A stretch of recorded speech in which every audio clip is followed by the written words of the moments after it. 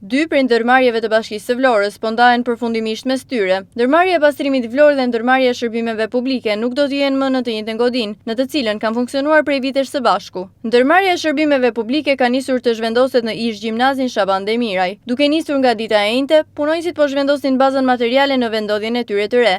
Ndërmarrja e shërbimeve publike po zhvendoset në ambientet e reja. Kjo strukturë e rëndësishme e Bashkisë të Vlorës po transporton bazën materiale dhe të gjitha pajisjet në ish gjimnazin Shaban Demiraj.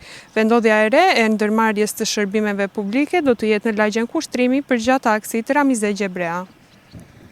Ky vendim duhet ishte zbatuar edhe më parë, por siç mësohet, ka marrë më tepër kohë për shkak të përshtatjes dhe reabilitimit që i është bërë ambienteve të ish gjimnazit Shaban Demiraj për të kthyer në funksional. Kjo për shkak se godina e këtij gjimnazi prej vitesh qëndronte e mbyllur, si dhe amortizimi i saj kishte prekur çdo ambient. Godina i është nënshtruar një reabilitimi të pjesëshëm të saj. Për javës që vjen, ndërmarrja e shërbimit publik do të nisë funksionimin në ambientet e saj të reja.